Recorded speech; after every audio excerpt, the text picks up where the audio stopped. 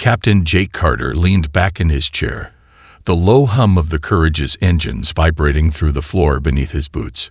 He glanced around the ship's mess hall, where his crew of elite diplomats, soldiers, and engineers were celebrating their latest success. A hard-won peace treaty between the Far and the Centauri, two species that had been on the brink of war for centuries. The mess hall was filled with the buzz of quiet conversations and the clinking of mugs. A few of the Centauri dignitaries, attending the post-mission celebration as a sign of goodwill, sat at one end of the room, awkwardly nursing drinks that they had no idea how to hold. Their reptilian limbs made the human mugs look laughably small, but they seemed to appreciate the gesture all the same. Across from them, Commander Rachel Turner and Dr. Olivia Hayes, Earth's top negotiators, were dissecting the success of their diplomatic strategy. Jake's eyes drifted over to the table where his best friend, Lieutenant Mark Collins, sat with a grin plastered across his face. Collins was holding court with a couple of VAR soldiers, their mechanical eyes glowing softly in the dim light. The VAR were a brutish, war-hardened species, known for their unmatched strength and short tempers. Yet here they were, laughing, their massive frames hunched over in a rare moment of camaraderie. Well, look at them," Jake said, taking a long swig from his beer. "I think we finally convinced them humans aren't all talk." Collins chuckled, raising his glass. "Only because we're better at talk and walk. Don't forget who brokered the deal, Cap. You're the one they're all toasting tonight." Jake shook his head, grinning modestly. "I wouldn't have gotten anywhere without all of you." He looked over at the VAR soldiers, who were now making exaggerated gestures as they mimicked human slang. "But damn, I do love when an alien tries to imitate Earth humor." The conversation turned to Earth's resilience, a subject that often came up during diplomatic functions. The Centauri ambassador, a long-faced creature with silvery skin, was particularly intrigued by humanity's legendary adaptability.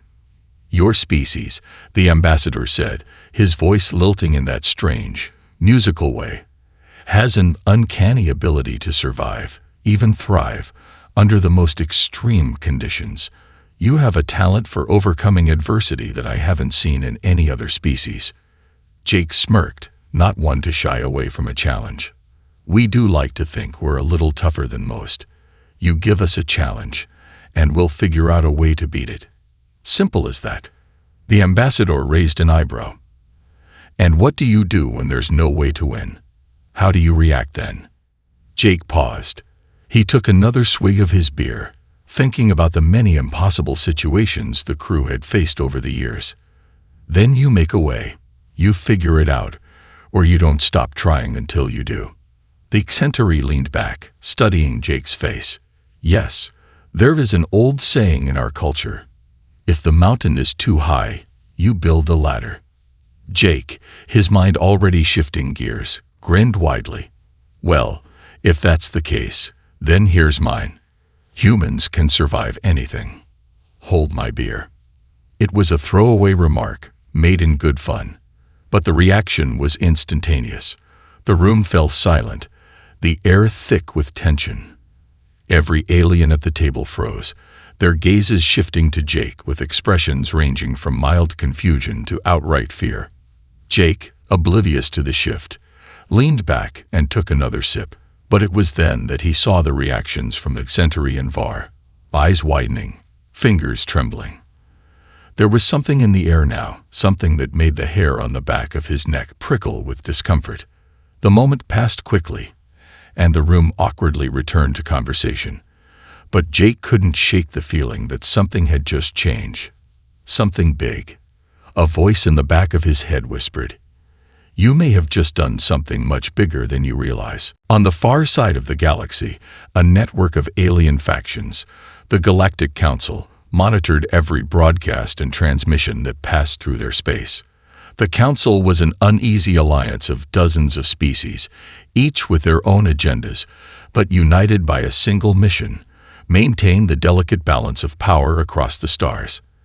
They relied on an extensive network of spies, informants, and highly sophisticated intelligence tools to ensure no single species could tip the balance in their favor.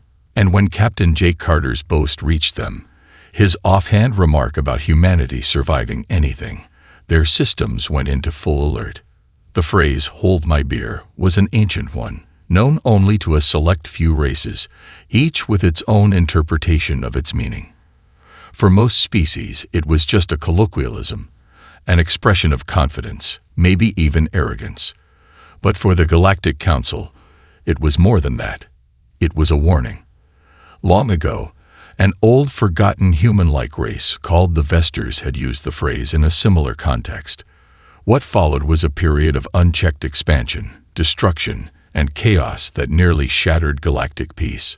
The Vesters were eventually eradicated, but their legacy remained, a cautionary tale of what could happen when an unknown species gained too much confidence, too much power.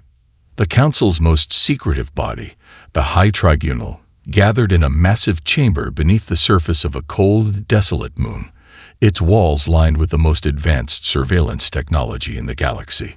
The tribunal was made up of representatives from the most ancient and powerful species, each of them having survived countless wars, countless generations. Their faces, though alien, were etched with the weight of millennia of conflict and wisdom. A tall, angular figure, the leader of the tribunal, spoke first. His voice was deep, reverberating through the chamber. "We've intercepted the transmission from Earth," Captain Jake Carter's boast. "We cannot ignore it. It is a challenge, a declaration. The humans have unknowingly activated the Vester Protocol." Another member of the tribunal, a reptilian being from the Xaltac, hissed in disbelief. "Impossible. The humans are barely out of their planetary stage. They've barely left their solar system. How could they pose a threat to us, let alone the stability of the galaxy?" "That's exactly why we must act," replied an elder member, her skin shimmering with bioluminescence, her gaze sharp and calculating. The Vesters were small in number, as the humans are now, but their arrogance and unpredictability made them more dangerous than entire fleets. The same could be said of Earth. The galaxy is already at a fragile peace, and we cannot allow this human wildcard to disrupt it. The Xaltac representative snarled but reluctantly nodded. "I agree. We can no longer ignore their potential. The question is, how do we contain them before they do something irreversible?" A third voice, coming from a hulking figure from the Drazor race, growled. "We send a message, a clear one. Earth will be made to understand its place in the galaxy." The leader of the tribunal nodded solemnly. "We move forward. We'll activate the containment initiative. Earth must be watched, and if necessary, neutralized." And so, without another word, the Council set its plan into motion. Back on the Courage, Jake Carter was still blissfully unaware of the storm his careless words had unleashed. The celebration continued, but something hung in the air, a sense of unease that only the crew could feel, something that told them that the galaxy was watching, and whatever was coming, humanity was going to have to face it head-on. The days following Jake's fateful remark passed in a strange haze.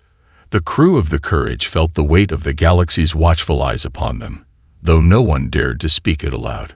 On the surface, things seemed normal. Routine briefings, mission updates, and minor diplomatic assignments. But the crew couldn't shake the feeling that something was building, a tension that rippled beneath the surface of their everyday operations. Jake, still unaware of the consequences of his casual challenge, sat in his quarters late one evening, looking over the peace treaty documents he had negotiated with the Var and Centauri. He was half-heartedly trying to make sense of the paperwork when his comms panel blinked on, an urgent message from command. "Captain Carter," came the voice of Admiral Davidson, his superior officer. "I need you in the briefing room, now. You won't believe what's coming in." Jake frowned but complied, grabbing his jacket and heading toward the meeting room. The sense of unease was palpable as he entered. The room was already filled with senior officers from the Courage's crew, and at the head of the table stood Commander Rachel Turner, her arms folded, an expression of concern on her face. "Captain," Rachel began, as soon as he entered, I think it's time we discussed the challenge." She gestured to the holographic display in the center of the room. Jake's eyes widened as the message appeared. It was a direct transmission from the Rogai, one of the galaxy's most feared species. Their communications were brief and to the point. "The Rogai have heard your boast. You have been challenged. Prove yourselves in combat." Jake blinked, trying to process the words. "What is this? Some kind of joke?" "No joke," Rachel said, her voice low. "The Rogai are a warlike race. They don't issue challenges lightly, and when they say prove yourselves, they mean it. They want one of us to face their champion in a gladiatorial duel, a fight to the death. Whoever wins will decide the fate of humanity's place in the galaxy." A chill ran down Jake's spine. "Wait, hold on. You're telling me that because of my stupid comment, some alien race is demanding we send a representative to fight for our lives?" "Yes," Rachel replied grimly. "The Rogai have been watching humanity for some time, but your boast pushed them over the edge. This isn't just some test of strength. It's a declaration of war if we refuse." The message on the screen flickered, and a new image appeared. A towering figure of a Rogai warrior, his skin dark as obsidian, his eyes glowing a fierce red. The warrior stood in a massive arena, his weapons gleaming with deadly precision. Jake felt his stomach twist. There was no backing down now. He'd unleashed this chaos. It was time to face the consequences. Rachel looked at him, her voice steady. "Jake, we have to send someone. And there's only one person the Rogai will respect enough to represent us." Jake swallowed hard, the weight of the moment sinking in. "I guess I'd better start training, huh?" The Courage was already in deep space, heading toward the Rogai homeworld for the impending challenge. Jake Carter, with the weight of the galaxy on his shoulders, spent every spare moment in the gym, pushing himself through grueling combat drills. He trained harder than he ever had before, knowing that his personal victory was now a matter of galactic importance. Every strike, every move felt like it had the potential to tip the scales of interstellar peace. Commander Rachel Turner and Dr. Olivia Hayes, along with the rest of the senior officers, kept the ship running smoothly. But the crew felt the tension mounting. The Courage was no longer just a peacekeeper. It was a symbol, a target. Word of the challenge had already spread through the galaxy like wildfire. And soon, Earth's reputation was no longer just one of survival. It was one of provocation. Within hours of the announcement, the first bounty hunters arrived. Jake's eyes flicked over to the display as the ship's sensors pinged. A fleet of heavily armed mercenaries had entered the system. Scruffy ships, patched together with mismatched armor, their designs cobbled from salvage technology. They were from every corner of the galaxy. Frithar, Shorek, Zexians, even a few Rogai warships among the mix. Each one had a single goal: capture or kill the humans, claim the bounty, and prove themselves in the eyes of the galactic underworld. "Here we go," Rachel said, looking up from the console, her face grim. "They're coming in fast. Looks like every bounty hunter in the quadrant wants a piece of us." Jake stood, rolling his shoulders to relieve some of the tension. "How many ships?" "5. Well-armed, 2. But nothing we can't handle, if we're quick," she replied. "They're headed straight for Earth's colonies." The news hit like a punch to the gut. Earth's colonies, settlements on distant planets and moons, were the lifeblood of human expansion. Losing one of them would send a shockwave through humanity's morale. "I don't like this," Olivia Hayes said, pacing around the room. "The Rogai must have known the bounty would draw them in. This could be a trap." Jake nodded, his mind working through the possibilities. The Rogai had made their challenge, but there was something more insidious happening. The mercenaries weren't here just for the bounty. They were here to provoke, to destabilize Earth's alliances before the big fight. Whoever was behind this wanted to see humanity vulnerable, caught off guard. "Let's not give them what they want," Jake said, his voice hardening with resolve. "Prepare for a full counterstrike. We're not just going to sit here and wait for these mercs to pick off our colonies. We'll hit them first." Rachel's eyes narrowed. Hit them. You're talking about a preemptive strike. Jake turned to face her, his expression fierce. We can't afford to be the hunted.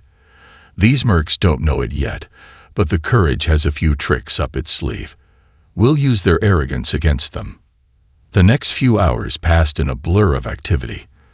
The crew sprang into action, working like a well-oiled machine. It was time for Earth to show the galaxy that a human challenge wasn't something to take lightly. As the mercenary fleet entered the solar system, Jake's team made their move. The Courage and its allies, an eclectic mix of humans from across Earth's colonies, launched a series of ambushes, using guerrilla tactics and the ship's advanced technology to outmaneuver the attackers. The bounty hunters, expecting easy prey, found themselves scattered, confused, and under attack from every direction.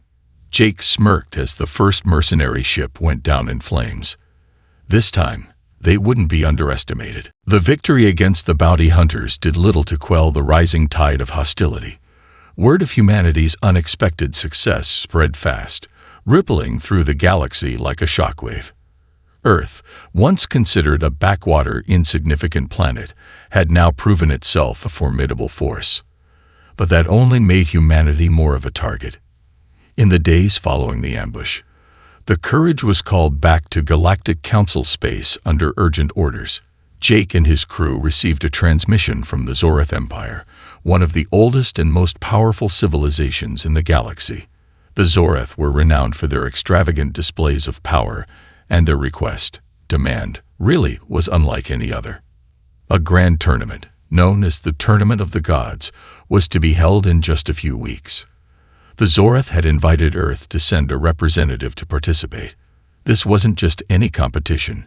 It was the galaxy's premier event, held once every century, where the finest warriors, tacticians, and diplomats competed for the title of Warden of the Galaxy. The stakes were high.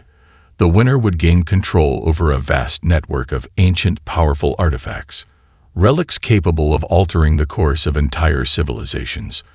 The loser would be forced to swear fealty to the reigning champions, whatever species they might be. Jake stared at the message, his mind racing. He had just survived one combat trial against the Rogai, but this was something entirely different. The Tournament of the Gods was known to be brutal, and its reputation for cruelty was legendary. The galaxy's elite warriors would be fighting for more than just personal glory. They would be fighting for the future of their species. Let me get this straight, Rachel said, breaking the silence. The Zorath want us to send someone to compete in a blood sport that decides galactic power. Jake exhaled slowly, trying to mask the unease creeping into his thoughts. That's about the gist of it. They want a representative from Earth, and they made it clear there's no backing out. Olivia frowned. Why us? Why now? They've known about us for decades, and we've been involved in the Council's dealings. We've never been asked to participate in something like this before. Rachel shook her head. It's not about us. It's about making sure humanity doesn't become a threat. Think about it. After the bounty hunters, the Rogai challenge, and everything else, we're the wild card in the galaxy now. The Zorath want to see if we can back up our claims. They're testing us, to see if we're worthy of even existing in this new galactic order they're trying to build. Jake clenched his fists, the weight of it all crashing down on him. If they refuse to participate, it could be seen as weakness, an open challenge to the power structure of the galaxy. But if they accepted, Earth would be thrust into the most dangerous arena imaginable. They would have to fight against some of the deadliest species in existence, with everything on the line. The Zorath had given them a deadline. The tournament would take place in 2 weeks, and as Jake knew all too well, it wasn't a question of whether they'd compete, it was whether they'd survive. We don't have a choice, Jake said, his voice resolute. We go. We send a representative, and I'll be damned if we don't win this thing. Rachel locked eyes with him, her gaze unwavering. Then it's you, isn't it? Jake nodded. Guess I better start practicing again. But this time, it's not just survival. It's victory. The Courage entered Zorath-controlled space in silence. As they approached the location of the Tournament of the Gods, the weight of what was to come hung heavily over the crew. There were no celebrations, no bravado this time. Even the usually boisterous Lieutenant Mark Collins kept quiet, his usual smirk replaced by a rare, somber expression. Everyone knew what was at stake. The tournament itself was held on the ancient world of Silenar, a massive, battle-worn planet in the heart of the Zorath Empire. Massive floating platforms circled the planet's atmosphere, hosting arenas the size of small cities. To even reach the surface required passing through a gauntlet of space stations and artificial gravity fields, testament to how seriously the Zorath took the event. As the Courage entered the system, a new transmission arrived. An encrypted message sent through multiple channels. This wasn't from the Zorath. It was from the Ophirians. The Ophirians were a shadowy faction, a race that existed in the dark corners of the galaxy. They were ancient, elusive, and had remained neutral in galactic affairs for millennia. Their involvement in any event was usually a sign that something deeper was at play. Earth had barely crossed their radar until recently, but now they were stepping out of the shadows. Jake looked at the transmission. A single line of text blinked on the screen. "You do not know what you are walking into. We have been watching you. If you win this tournament, we will ensure you regret it." The warning sent an icy chill down his spine.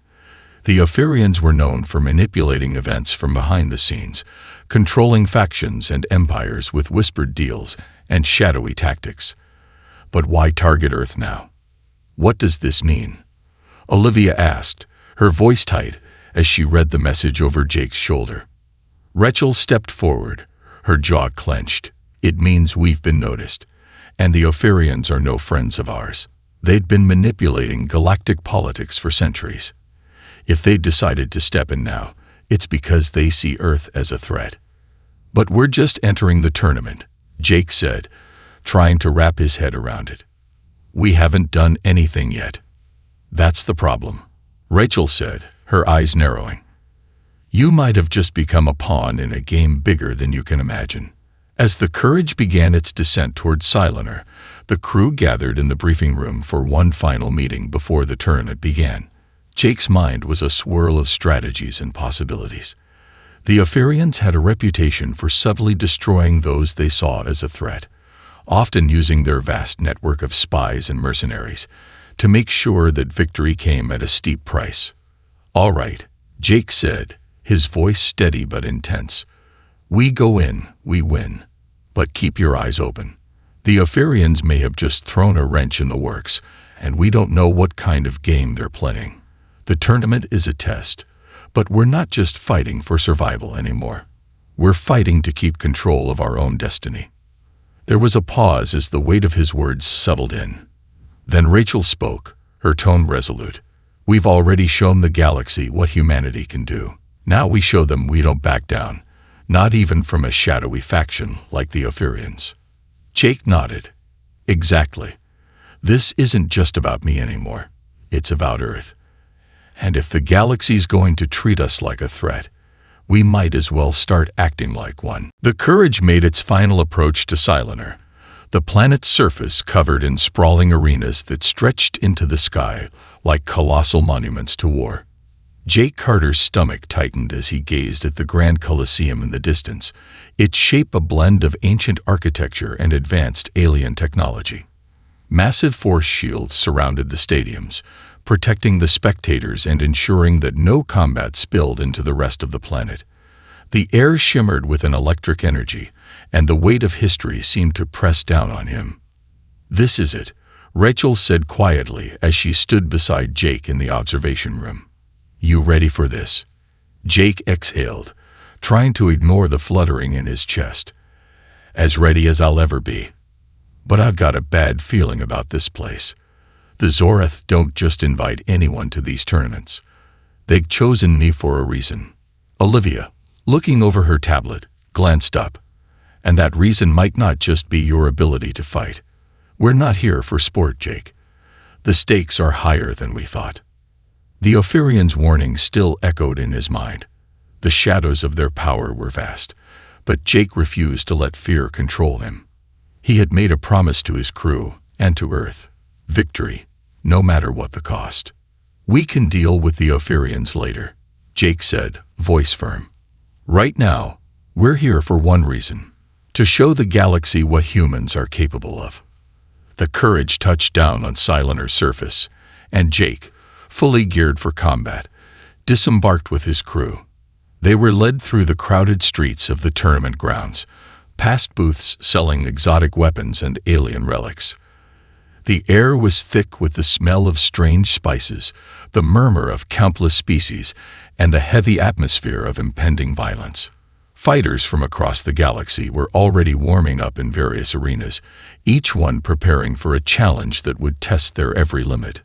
Jake couldn't help but notice the other contenders. Towering Zaltak warriors with bladed limbs, a Rogai combatant whose reputation for savagery was legendary, an Eleutherian diplomat turned mercenary, armed with ancient energy-based weapons. The galaxy's finest, all gathered here for one purpose: to prove their superiority. But Jake had something none of them had: humanity. He'd seen it in the way they fought, in the way they adapted to impossible odds. He wasn't just representing himself, he was representing all of Earth. Inside the arena, a dark, silent figure approached Jake. His skin was like polished black stone, and his eyes glowed with a cold, predatory light. The Zorath champion, Keller, was a towering giant, built for destruction. His every movement exuded raw power, a perfect weapon crafted for the tournament. His voice echoed like a drumbeat as he addressed Jake in a low, guttural tone. "Human," Keller rumbled, "you are out of your depth. This is the tournament of the gods. Only the strongest survive." Jake met his gaze without flinching. "Then I guess I'm about to make a god bleed." The crowd of spectators let out a collective murmur of disbelief. There was no question that Jake had just made his first enemy in the tournament. Keller was no ordinary fighter. He was the very symbol of the Zorath Empire's might. If Jake could defeat him, humanity's place in the galaxy would be solidified as something more than just a nuisance. The battle began moments later, the roar of the crowd shaking the ground beneath Jake's feet. But this fight would be unlike any he had ever faced before. The arena fell silent as Jake and Keller faced each other, the tension palpable in the air. The Zorath champion's massive form towered over him, muscles rippling beneath dark, crystalline skin. His eyes burned with the promise of violence. Every move Jake made was calculated, his mind racing through strategies, all while his heart hammered in his chest. The rules of the Tournament of the Gods were simple: no weapons, no energy shields, just raw physical combat. The victor would be the last one standing. Jake wasn't the biggest, nor the strongest, but he had one advantage that all his opponents lacked: his mind. As the signal sounded, Keller surged forward like a storm, his fist swinging with the force of a meteor strike. Jake ducked just in time, feeling the rush of wind as the punch tore through the air where his head had been a second before. He retaliated with a sharp jab to Keller's side, aiming for a weak point in the Zorath's armor-like skin. The blow glanced off, but it didn't go unnoticed. Keller snarled, his face twisting into a sneer. "You have no place in this arena, human. You are nothing." Jake smirked, his breath steady. "That's funny, because it's the humans who've survived every war, every invasion. And will survive this one too." Keller roared in fury, launching himself at Jake with frightening speed. The ground trembled with each step, and Jake barely had time to react. He rolled to the side, narrowly avoiding a crushing stomp, and leaped to his feet, his eyes scanning for an opening. The fight was brutal, with Keller's raw power constantly pressing Jake to his limits. The Zorath's strikes were relentless, each one like a hammer blow. But Jake, his movements fluid and precise, danced around the blows, waiting for his moment. It came when Keller overextended after a particularly vicious punch. In that split second, Jake dove beneath the champion's reach and used his opponent's momentum against him. He wrapped his legs around Kaler's midsection, twisted, and with a strength born of sheer will, he flipped the Zoreth onto his back. The crowd gasped in shock, and Jake didn't hesitate. He drove his fist into Kaler's abdomen, striking with everything he had left.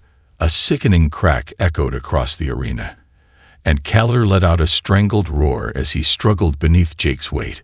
For a moment, the Zoreth champion's massive frame stiffened, then went limp.